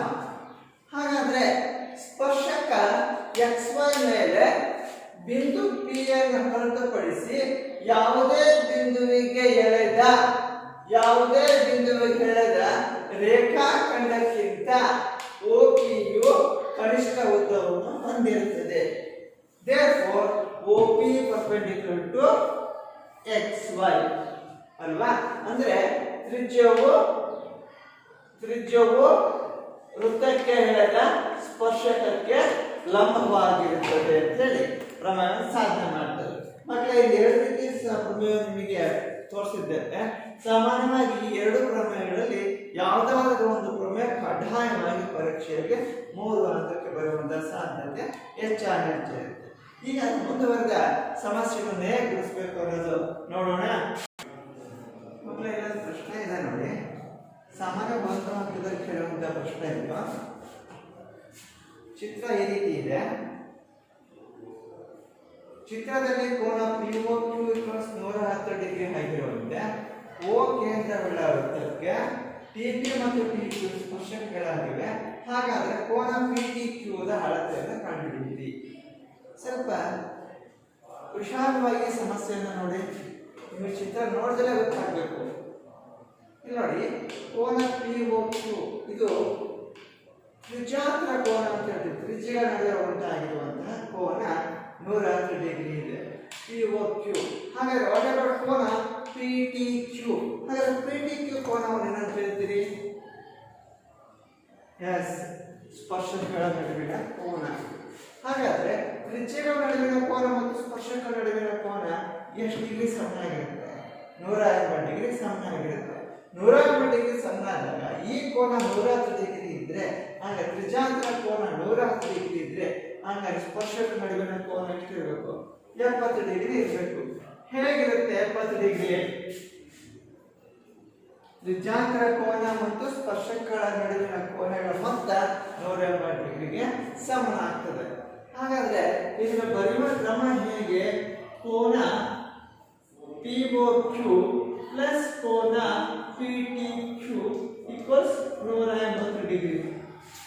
ತ್ರಿಜ್ಯಗಳ ನಡುವಿನ ಕೋನ 110 ಡಿಗ್ರಿ, ಸ್ಪರ್ಶಕಗಳ ನಡುವಿನ ಕೋನವನ್ನು ಕಂಡುಹಿಡಿಯಬೇಕು ಅಲ್ವಾ? ಹಾಗಾದ್ರೆ ಸ್ಪರ್ಶಕಗಳ ನಡುವಿನ ಕೋನವನ್ನು ಕಂಡುಹಿಡಿಯಬೇಕಾದಾಗ 180 ಡಿಗ್ರಿಯಲ್ಲಿ 110 ಡಿಗ್ರಿಯನ್ನು ಕಳೆಯಿರಿ. ಆಗ ನಿಮಗೆ ಎಷ್ಟು ಬರ್ತದೆ ಉತ್ತರ? 70 ಡಿಗ್ರಿ. ಸರಿನಾ ಮಕ್ಕಳ? ಇದನ್ನ ಇನ್ನೊಂದು ರೀತಿಯಲ್ಲಿ ಹೇಳ್ಬೋದಾಗತ್ತೆ. ಇದನ್ನೊಂದು ಚಕ್ರೀಯ ಚತುರ್ಭುಜ ಅಂತ ಪರಿಗಣಿಸಿದ್ರೆ ಈ ಚಕ್ರೀಯ ಚತುರ್ಭುಜದ ಅಭಿಮುಖ ಕೋನಗಳ ಮೊತ್ತ ಸರಳ ಕೋನ ಪೂರಕಗಳಾಗಿರುತ್ತೆ ಅಂತ ಹೇಳ್ತೇವೆ. ಹಾಗಾದಾಗ ನನ್ನ ಪ್ರಶ್ನೆ, ಕೆಲವು ಸಂದರ್ಭದಲ್ಲಿ ಸ್ಪರ್ಶಕಗಳ ನಡುವಿನ ಕೋನ ಕೊಡ್ತೇವೆ, ಹಾಗಾದ್ರೆ ತ್ರಿಜ್ಯಗಳ ನಡುವಿನ ಕೋನ ಎಷ್ಟಾಗುತ್ತೆ ಅಂತ ಪತ್ತೆ ಹಚ್ಚೋಣ. ಮಕ್ಕಳೇ, ಈ ಪ್ರಶ್ನೆ ನೋಡಿ, ಅದೇ ಚಿತ್ರದಲ್ಲಿ PTQ ಕೋನ 70 ಡಿಗ್ರಿ ಆಗಿರುವಂತೆ O ಕೇಂದ್ರವುಳ್ಳ ವೃತ್ತಕ್ಕೆ TP ಮತ್ತು TQ ಸ್ಪರ್ಶಕಗಳಾಗಿವೆ. ಹಾಗಾದ್ರೆ ಕೋನ POQ ದ ಅಳತೆಯನ್ನು ಕಂಡುಹಿಡಿಯಿರಿ. ಸೊ ನಾವು ಕೊಟ್ಟಿರುವಂತಹ ಕೋನ ದತ್ತಾಂಶದಲ್ಲಿ ಯಾವ ಕೋನ ಕೊಟ್ಟಿದ್ದೀವಿ? 80 ಡಿಗ್ರಿ ಇದೆ. ಇದೆಂತ ಕೋನ? ಇದು ಸ್ಪರ್ಶಕಗಳ ನಡುವಿನ ಕೋನ. ಸ್ಪರ್ಶಕಗಳ ನಡುವಿನ ಕೋನ 70 ಡಿಗ್ರಿ ಇದ್ರೆ ಈ ತ್ರಿಜ್ಯಗಳ ನಡುವಿನ ಕೋನ ಎಷ್ಟಾಗ್ತದೆ ಅಲ್ವಾ? ನೀವು ಆಗ್ತಾನೆ ಹೇಳಿದ್ರಿ, ತ್ರಿಜ್ಯಗಳ ನಡುವಿನ ಕೋನ ಮತ್ತು ಸ್ಪರ್ಶಕಗಳ ನಡುವಿನ ಕೋನಗಳ ಮೊತ್ತ 180 ಡಿಗ್ರಿ ಸಮನಾಗಿರುತ್ತೆ ಅಂತ. ಹಾಗಿದ್ದಾಗ ಇಲ್ಲಿ ತ್ರಿಜ್ಯಗಳ ನಡುವಿನ ಕೋನ ಯಾವುದು? ಕೋನ POQ. ಅದೇ ತರ ಸ್ಪರ್ಶಕಗಳ ನಡುವಿನ ಕೋನ ಅಂದ್ರೆ PTQ. ಇವೆರಡರ ಮೊತ್ತ 180 ಡಿಗ್ರಿ ಸಮ. ಹಾಗಾದ್ರೆ ಸ್ಪರ್ಶಕಗಳ ನಡುವಿನ ಕೋನ ಎಷ್ಟಿದೆ? 80 ಡಿಗ್ರಿ ಇದೆ. ನೀವು ಕಂಡುಹಿಡಿಯಬೇಕಾಗಿರೋದೇನು? ತ್ರಿಜ್ಯಾಂತರ ಕೋನ ಅಲ್ವಾ? ಹಾಗಾದ್ರೆ ಈ ತ್ರಿಜ್ಯಾಂತರ ಕೋನ ಮತ್ತು ಸ್ಪರ್ಶಕಗಳ ನಡುವಿನ ಕೋನ ಮೊತ್ತ 180 ಡಿಗ್ರಿ ಇದೆ. 180 ಡಿಗ್ರಿನಲ್ಲಿ ಸ್ಪರ್ಶಕಗಳ ನಡುವಿನ ಕೋನವನ್ನು ಕಳೆದ್ರೆ ನಿಮಗೆ ಸಿಗುವಂತದ್ದೇ ತ್ರಿಜ್ಯಾಂತರ ಕೋನ. ಹಾಗಾದ್ರೆ ತ್ರಿಜ್ಯಾಂತರ ಕೋನ ಎಷ್ಟಿದೆ? ಇದು 100 ಡಿಗ್ರಿ ಅಲ್ವಾ ಮಕ್ಕಳೇ? ಹೇಗೆ ಗೊತ್ತಾಯ್ತಲ್ಲ? ಅದೇ ರೀತಿ ಇನ್ನೊಂದು ಪ್ರಶ್ನೆಯನ್ನು ಕೂಡ ನಾವೀಗ ನೋಡೋಣ. ಮಕ್ಕಳ, ಈ ಪ್ರಶ್ನೆ ನೋಡಿ, ಸಾಮಾನ್ಯವಾಗಿ ಇತರ ಪ್ರಶ್ನೆಗಳು ಒಂದು ಅಂಕಕ್ಕಾರ ಬರಬಹುದು, 2 ಅಂಕಕ್ಕಾರ ಬರಬಹುದು. ಇಂದಿನ ಸಮಸ್ಯೆಗಳು ಕೂಡ ಅದೇ ರೀತಿಯ 1 ಅಂಕದ ಪ್ರಶ್ನೆಗಳು ಹೆಚ್ಚಾಗುತ್ತೆ. ಬಟ್ ಬಿಡಿಸುವ ಕ್ರಮ ವಿಧಾನ ಅಂತ ಹೇಳಿದಾಗ ನಿಮಗೆ ಗೊತ್ತಾಗುತ್ತೆ. ಯಾವುದೇ ಸಮಸ್ಯೆಗಳು ಬಿಡಿಸುವ ಕ್ರಮವನ್ನು ಅರಿತು ಸಮಸ್ಯೆಯನ್ನು ಬಿಡಿಸಲಿಕ್ಕೆ ಪ್ರಯತ್ನ ಮಾಡಬೇಕು. ಪ್ರಶ್ನೆ ಈ ರೀತಿ ಇದೆ: O ವೃತ್ತ ಕೇಂದ್ರವಿರುವ ಒಂದು ವೃತ್ತಕ್ಕೆ P ಬಿಂದುವಿನಿಂದ ಹರಡ ಸ್ಪರ್ಶಕಗಳಿಂದ PA ಮತ್ತು PB ಗಳ ನಡುವಿನ ಕೋನ 80 ಡಿಗ್ರಿ. ಆದರೆ ಕೋನ POA ಎಷ್ಟಾಗಿರುತ್ತೆ? ಆಪ್ಷನ್ಸ್ ಈ ರೀತಿ ಇದೆ: A 50 degree, B 60 degree, C 70 degree, D 80 degree. ನೋಡಿ ಮಕ್ಕಳೇ, ಪ್ರಶ್ನೆ ತುಂಬಾ ಸರಳವಾಗಿಲ್ಲ.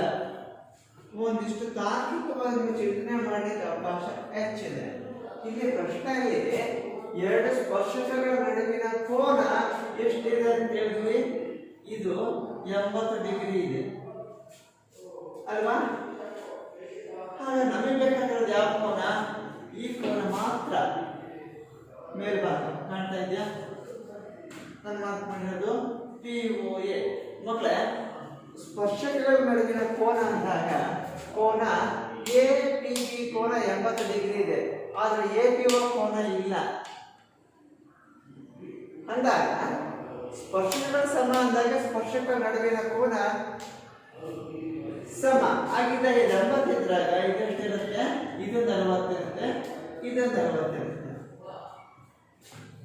ಆದ್ರೆ ಇದು ಸ್ಪರ್ಶ ಬಿಂದು ಎ ಓ ಎ ತ್ರಿಜ್ಯ. ಸ್ಪರ್ಶ ಬಿಂದುವಿನಲ್ಲಿ ತ್ರಿಜ್ಯ ಮತ್ತು ಸ್ಪರ್ಶಕಗಳೆರಡು ಕೂಡ ಲಂಬವಾಗಿರುತ್ತೆ. ಅಂದಾಗ ಲಂಬ ಅಂದ್ರೆ ಎಷ್ಟು ಡಿಗ್ರಿ ಇರುತ್ತೆ, 90 ಡಿಗ್ರಿ ಇರುತ್ತೆ. ಸರಿ ಬರುತ್ತೆ. ಈಗ ತ್ರಿಭುಜದ ಲಕ್ಷಣವನ್ನು ಅನುಸರಿಸಿ ಒಂದು ಕೋನ 90 ಡಿಗ್ರಿ ಇದೆ, ಇನ್ನೊಂದು ಕೋನ 60 ಡಿಗ್ರಿ ಇದೆ. ಹಂಗಾದ್ರೆ ಇದು ಎಷ್ಟಾಗುತ್ತೆ? ಹಾಗಾದ್ರೆ ಈ ಲಂಬಕೋನ ತ್ರಿಭುಜ ನೋಡಿ, ಓ ಎ ಪಿ ಯಲ್ಲಿ ಲಂಬಕೋನ ತ್ರಿಭುಜ ಓ ಎ ಪಿ ಯಲ್ಲಿ ಸರಿನಾ, ತ್ರಿಭುಜದ ಮೂರು ಕೋನಗಳ ಮೊತ್ತ ಎಷ್ಟಿರುತ್ತೆ, 180 ಡಿಗ್ರಿ ಇರುತ್ತೆ. ಹಾಗಾದ್ರೆ ಆ ತ್ರಿಭುಜದ ಮೂರು ಕೋನಗಳು ಯಾವುವು ಹೇಳಿ? ಕೋನವನ್ನು ಒಂದು ಅಕ್ಷರದಲ್ಲಿ ಹೇಳ್ಬೋದು, ಮೂರು ಅಕ್ಷರದಲ್ಲಿ ಕೂಡ ಸೂಚಿಸ್ತಾರೆ. ದಟ್ ಈಸ್ ಕೋನ ಓ ಎ ಪಿ ಪ್ಲಸ್ ಕೋನ ಎ ಪಿ ಓ ಪ್ಲಸ್ ಕೋನ ಇನ್ನೊಂದು ಯಾವುದು ರಿವರ್ಸ್ ಬನ್ನಿ, O P O equals O P A equals 180 degree. But ನಿಮಗೆ ಗೊತ್ತಿದೆ ಕೋನ ಓ ಎ ಪಿ ಎಷ್ಟು, 90 ಡಿಗ್ರಿ. ಯಾಕೆ? ಸ್ಪರ್ಶ ಬಿಂದುವಿನಲ್ಲಿ ಎರಡು ತ್ರಿಜ್ಯವು ಸ್ಪರ್ಶಕಕ್ಕೆ ಲಂಬವಾಗಿರುತ್ತೆ. ಕೋನ A P O plus O P A ಕೋನ 40 ಡಿಗ್ರಿ ಇದೆ, ಈಕ್ವಲ್ಸ್ 180 ಡಿಗ್ರಿ. ಕೋನ A P O plus 90 40 degree ಸೇರಿಸಿ 130 ಡಿಗ್ರಿ ಈಕ್ವಲ್ಸ್ 150 ಡಿಗ್ರಿ. ಈಗ ಸ್ಥಳಾಂತರ ನಿಯಮ ಉಪಯೋಗಿಸಿ 180 ಡಿಗ್ರಿದಲ್ಲಿ 130 ಡಿಗ್ರಿ ಕಳೆಯಿರಿ. ಕಳೆದಾಗ ಎಷ್ಟು ಬರುತ್ತೆ? ಉತ್ತರ 50 ಡಿಗ್ರಿ ಬರುತ್ತೆ. ಸರಿ ನಮ್ಮ ಮಕ್ಕಳೇ, ಹಾಗಿದ್ದಾಗ ಈ ಕೋನ ಎಷ್ಟಾಯಿತು? 50 ಡಿಗ್ರಿ ಅಲ್ವಾ? ಹಾಗಾದ್ರೆ ಮೂರು ಕೋನ ಕೂಡಿ 180 ಡಿಗ್ರಿ ಸಮನಾಗುತ್ತೆ. ಹಾಗಾದ್ರೆ ಕೋನ ಎ ಓ ಪಿ 50 ಡಿಗ್ರಿ ಇದ್ರೆ ಆಟೋಮೆಟಿಕ್ ಕೋನ ಬಿ ಓ ಪಿ ಅದು ಕೂಡ 50 ಡಿಗ್ರಿನೇ ಇರುತ್ತೆ. ಸರಿನಾ? ತ್ರಿಜ್ಯಾಂತರ ಕೋನ. ಹಾಗಾದ್ರೆ ಓವರ್ ಕೋನ ಎ ಓ ಪಿ ಎಷ್ಟಾಗುತ್ತೆ? ಅವಾಗ 100 ಡಿಗ್ರಿ ಆಗ್ತದೆ. ಈ ರೀತಿಯ ಸಮಸ್ಯೆಯನ್ನು ನಾವು ವಿಶ್ಲೇಷಿಸ್ತಾ ಹೋದ್ರೆ ನಾನಾ ಪ್ರಶ್ನೆಗಳು ಕೂಡ ಉತ್ತರವನ್ನು ಕಂಡುಕೊಳ್ಳಬಹುದು. ಮಕ್ಕಳ ಈ ಸಮಸ್ಯೆ ನೋಡಿ, ಸಾಮಾನ್ಯವಾಗಿ 2 ಅಂಕಕ್ಕೆ ಸರಳವಾಗಿರುವಂಥ ಪ್ರಶ್ನೆ ಬರ್ತದೆ. ಪ್ರಶ್ನೆ ಪತ್ರಿಕೆ ವಿನ್ಯಾಸಗಳು ನೋಡ್ತಾ ಗೊತ್ತಾಗುತ್ತೆ. 2 ಏಕಕೇಂದ್ರೀಯ ವೃತ್ತಗಳ ತ್ರಿಜ್ಯಗಳು 5 ಸೆಂಟಿಮೀಟರ್ ಮತ್ತು 3 ಸೆಂಟಿಮೀಟರ್ ಆಗಿವೆ. ಚಿಕ್ಕ ವೃತ್ತಕ್ಕೆ ಸ್ಪರ್ಶಿಸುವಂತೆ ದೊಡ್ಡ ವೃತ್ತದ ಜಾದ ಉದ್ದವನ್ನು ಕಂಡುಹಿಡಿಯಿರಿ ಅಲ್ವಾ? ಪ್ರಶ್ನೆ ಹೇಳಿಕೆ ರೂಪದಲ್ಲಿದೆ, ಉತ್ತರ ಬಹಳ ಸರಳ. ಇಲ್ಲಿ ನೀಡಿರುವಂತಹ 2 ವೃತ್ತಗಳ ತ್ರಿಜ್ಯಗಳ ನೀಡಿದ್ದೇವೆ. ಎಂಥ ವೃತ್ತಗಳು? ಏಕಕೇಂದ್ರೀಯ ವೃತ್ತಗಳು. ಏಕಕೇಂದ್ರೀಯ ವೃತ್ತಗಳಲ್ಲಿ ಕೇಂದ್ರ ಬಿಂದು ಒಂದೇ ಆಗಿರುತ್ತೆ, ಬೇರೆ ಬೇರೆ ಒಂದೇ ಆಗಿರುತ್ತೆ. ಹಾಗಿದ್ದಾಗ ನೋಡಿ, ಒಂದು ವೃತ್ತದ ತ್ರಿಜ್ಯ 3 ಸೆಂಟಿಮೀಟರ್ ಇದೆ. ಆ ಒಂದು ವೃತ್ತವನ್ನು ನಾನು ಕೈವಾದ ಸಹಾಯದಿಂದ ಹಿಡಿತಾ ಇದ್ದೇನೆ. ಅದೇ ತರವಾಗಿ ಎರಡನೇ ವೃತ್ತದ ತ್ರಿಜ್ಯ ಎಷ್ಟಿದೆ? ಹೇಳಿ ಕರೆಕ್ಟಾ? ಎರಡನೇ ವೃತ್ತದ ತ್ರಿಜ್ಯ 5 ಸೆಂಟಿಮೀಟರ್ ಇದೆ. ಸರಿನಾ? ಈ ರೀತಿ ಸಾಮಾನ್ಯ ಬಿಂದು ಒಂದೇ ಆಗಿರುವ 2 ಏಕಕೇಂದ್ರೀಯ ವೃತ್ತಗಳನ್ನು ರಚಿಸಿದ್ದೇನೆ. ಹಾಗಾದ್ರೆ ಮೊದಲನೇ ವೃತ್ತದ ತ್ರಿಜ್ಯ ಎಷ್ಟಿದೆ ಹೇಳಿ? ಎಷ್ಟಿದೆ? 3 ಸೆಂಟಿಮೀಟರ್ ಇದೆ ಅಲ್ವಾ? ಹಾಗಾದ್ರೆ ಎರಡನೇ ವೃತ್ತದ ತ್ರಿಜ್ಯ ಎಷ್ಟಿದೆ? ಎರಡನೇ ವೃತ್ತದ ತ್ರಿಜ್ಯ ಎಷ್ಟಿದೆ? 5 ಸೆಂಟಿಮೀಟರ್ ಇದೆ ಅಲ್ವಾ? ಹಾಗಾದ್ರೆ ನೀನು ಕಂಡುಹಿಡಿಯಬೇಕಾಗಿರೋದೇನು? ಜಾದ ಉದ್ದ. ಜಾದ ಉದ್ದವನ್ನು ಹೇಗೆ ಕಂಡುಹಿಡಿತೀಯಾ? ನೋಡಿ. ಹಾ, ಹೇಗೆ ಕಂಡುಹಿಡಿತೀರಿ? ಯೋಚನೆ ಮಾಡ್ತೀರಾ? ನೋಡಿ, ಮಾಡ್ತಾ ಇದೆಯಾ? ಇಲ್ಲಿ OP ತ್ರಿಜ್ಯ, ಸ್ಪರ್ಶ ಬಿಂದು P, AB ಜ್ಯ ಅಲ್ವಾ? ಇಲ್ಲಿ ಜಾದ ಉದ್ದವನ್ನು ಕಂಡುಹಿಡಿಯಬೇಕಾದ್ರೆ ಮೊದಲನೇ ವೃತ್ತದ ತ್ರಿಜ್ಯ 3 ಸೆಂಟಿಮೀಟರ್ ಇದೆ, ಎರಡನೇ ವೃತ್ತದ ತ್ರಿಜ್ಯ 5 ಸೆಂಟಿಮೀಟರ್ ಇದೆ. ಆಗ ನಿನಗೆ ಏನು ಉಂಟಾಗುತ್ತೆ? ಒಂದು ಲಂಬಕೋನ ತ್ರಿಭುಜ ಉಂಟಾಗುತ್ತೆ. ಹಾಗಾದ್ರೆ ಆ ಲಂಬಕೋನ ತ್ರಿಭುಜ ಯಾವುದು? ಲಂಬಕೋನ ತ್ರಿಭುಜ OAP ಯಲ್ಲಿ ಕಾಣ್ತಾ ಇದೆಯಾ? ದಟ್ ಈಸ್ ಲಂಬಕೋನ ತ್ರಿಭುಜದಲ್ಲಿ ಲಂಬಕೋನಕ್ಕೆ ಅಭಿಮುಖವಾಗಿರುವ ಬಾಹು ಯಾವುದು? Yes, OA. ದಟ್ ಈಸ್ ವಿಕರ್ಣದ ವರ್ಗ. OA square equals AP square plus OP square. Because ನೀವು ಬಳಕೆ ಮಾಡಿದ್ದೇನೆ ಇಲ್ಲಿ ಪೈಥಾಗರಸ್ನ ಪ್ರಮೇಯ. ಹಾಗಾದ್ರೆ OA ಎಷ್ಟಿದೆ? OA ಅಂದ್ರೆ ಯಾವುದು? ಎರಡನೇ ವೃತ್ತದ ತ್ರಿಜ್ಯ. OP 3, AP ಕಂಡುಹಿಡಿಯಬೇಕು ಅಲ್ವಾ? AP ಅಂದ್ರೆ ಯಾವುದು? AB ಯ ಮಧ್ಯ ಬಿಂದು P ನ ಆ AB ಅರ್ಧ ಭಾಗ AP. ದಟ್ ಈಸ್ 5ರ ವರ್ಗ ಅಂದ್ರೆ 25, 3ರ ವರ್ಗ ಅಂದ್ರೆ 9 ಅಲ್ವಾ ಮಕ್ಕಳೇ? ಸೊ 25 9 ಅದರಷ್ಟು 16. ದಟ್ ಈಸ್ ನನಗೆ 16ರ ಬೇರೆ ಬೇಕಿಲ್ಲ, 16ರ ವರ್ಗಮೂಲ ಬೇಕು. That is AP equals root 16 ವರ್ಗಮೂಲ ಅಂದ್ರೆ ಎಷ್ಟಾಯ್ತಾ? 4 ಸೆಂಟಿಮೀಟರ್. ಇಲ್ಲಿ ನೋಡಿ, ಈ ಆರಂಭದಲ್ಲಿ ಹೇಳಿದ್ವಿ AP 4 ಸೆಂಟಿಮೀಟರ್ ಇದೆ, ಜಾದ ಅರ್ಧ ಭಾಗ P ಮಧ್ಯ ಬಿಂದು AB ಅಂತ ಹೇಳಿದ್ವಿ. ಹಾಗಾದ್ರೆ ನಿರ್ದಿಷ್ಟವಾಗಿ P ಮಧ್ಯ ಬಿಂದುವಾದಾಗ AP 4 ಸೆಂಟಿಮೀಟರ್, BP ಎಷ್ಟಾಗುತ್ತೆ? ಅದು ಕೂಡ 4 ಸೆಂಟಿಮೀಟರ್ ಇರುತ್ತೆ. ಹೇಗೆ? ಪುನಃ ಮತ್ತೆ ಎರಡನೇ ವೃತ್ತಕ್ಕೆ ಮತ್ತೊಂದು ಎರಡನೇ ವೃತ್ತ ತ್ರಿಜ್ಯವನ್ನು ಹೇಳ್ಕೊಳ್ಳಿ, ಆಗ ನಿಮಗೆ ಅಷ್ಟೇ ಉತ್ತರ ಬರುತ್ತೆ. ಮತ್ತೆ ಅದನ್ನೇ ಬಿಡಿಸೋ ಅಗತ್ಯತೆ ಇಲ್ಲ. ಇಲ್ಲಿ ಈ ಚಿಹ್ನೆ ಬಳಸಿ ಸಿಮಿಲರ್ಲಿ ಇದೇ ರೀತಿ BP ಈಕ್ವಲ್ಸ್ 4 ಸೆಂಟಿಮೀಟರ್. ಈಗ ನಿಮ್ಗೆ ಕಂಡುಹಿಡಿಯಬೇಕಾಗಿರೋದೇನು? ಜ್ಯ AB ಯ ಉದ್ದ ಜ್ಯ ಈಕ್ವಲ್ಸ್ ಅಲ್ವಾ? AP ಏನಂತ ಬರೀತ್ಯಾ? AP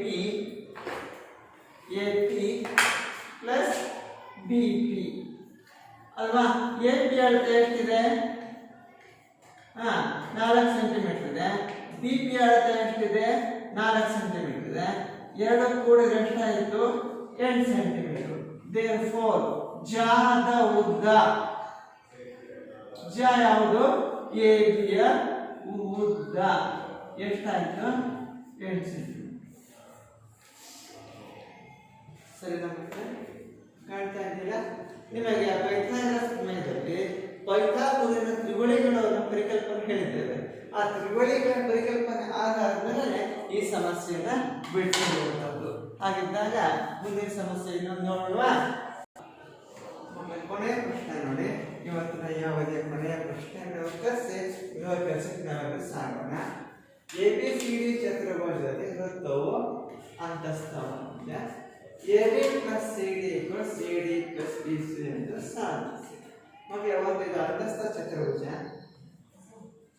ಹೊರಭಾಗ ABCD ಚತುರ್ಭುಜ, ಒಳಭಾಗ ಒಂದು ವೃತ್ತವು ಚತುರ್ಭುಜ ಅಂತಸ್ಥವಾಗಿದೆ. ABCD ಒಂದು ಚತುರ್ಭುಜ ಅಂದರೆ ವೃತ್ತವನ್ನು ಸ್ಪರ್ಶಿಸುವ ಬಿಂದುಗಳು P, Q, R, S ಆಗಿವೆ. ನಮ್ಮ ಪ್ರಶ್ನೆ ಏನಿದೆ? AB plus CD equals CD plus BC ಅಂತ ಸಾಧಿಸಬೇಕು. ಹೇಗೆ ಅಂತ ಯೋಚನೆ ಮಾಡ್ತೀರಾ?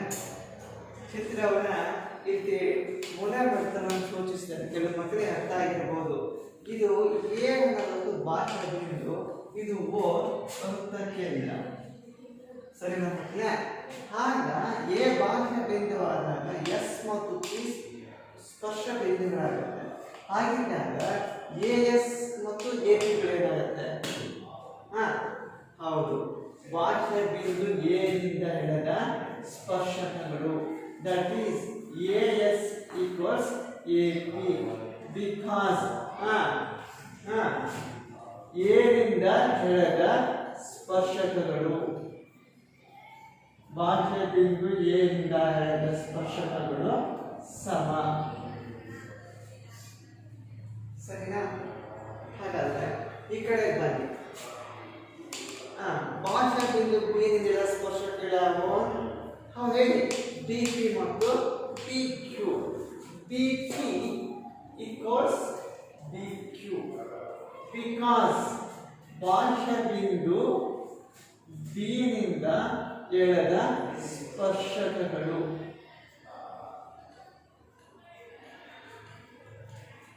ಅಲ್ವಾ? ಹಾಗಾದ್ರೆ ಇಲ್ಲಿ ಎಷ್ಟು ಬಿಂದುಗಳಿತ್ತು ಬಾಹ್ಯ ಬಿಂದುವಿನಿಂದ ಎಳಬೇಕಂದ್ರೆ ಸಿ ಮತ್ತು ಡಿ. ಹಾಗಾದ್ರೆ ಬಾಹ್ಯ ಬಿಂದು ಸಿ ನಿಂದ ಎಳೆದ ಸ್ಪರ್ಶಕಗಳು ಯಾವ್ಯಾವು? ಹೌದು, ಇಲ್ಲಿ CR ಮತ್ತು CQ. CR equals CQ because ಬಾಹ್ಯ ಬಿಂದು ಸಿ ನಿಂದ ಎಳೆದ ಸ್ಪರ್ಶಕಗಳು.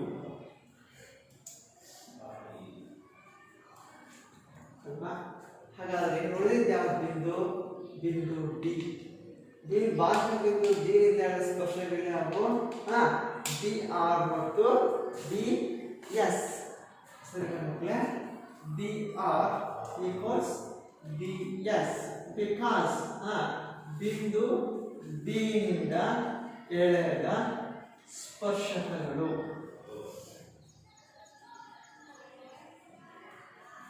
ಕಾಣ್ತಾ ಇದೆಯಾ ಮಕ್ಕಳೇ? ಕಾಣ್ತಾ ಇದೆಯಾ? ಇದು ದತ್ತಾಂಶ. ಈಗ ನಮ್ಮ ಪ್ರಶ್ನೆ LHS ಏನಿದೆ? AB plus CD. ಸರಿನಾ? ಈ AB ಪ್ಲಸ್ CD ನ ಏನಂತ ಬರೀಬಹುದು ನಾವು? AB ಏನಂತ ಬರೀಬಹುದು? AP ಪ್ಲಸ್ BP ಅಂತ ಬರೀತೇವೆ. ಅದೇ ತರ CD ಅನ್ನ CR ಪ್ಲಸ್ DR ಅಂತ ಬರೀಬಹುದಾ?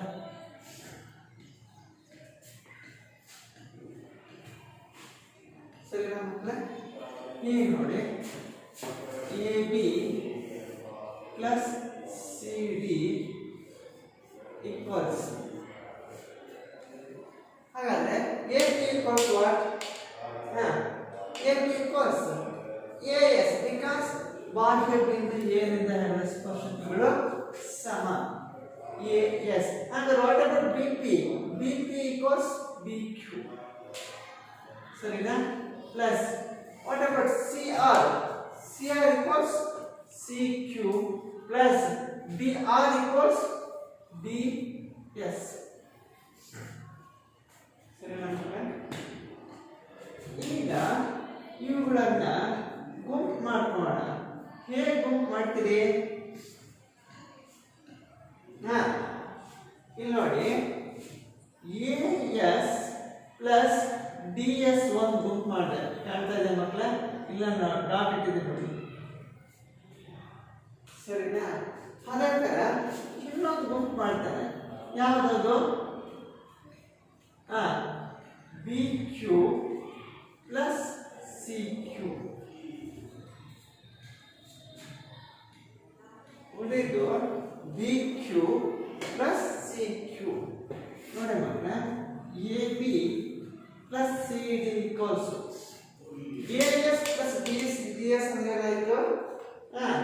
AD.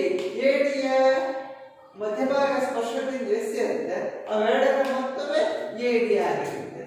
That is AD plus BC. That is equals LHS equals RHS.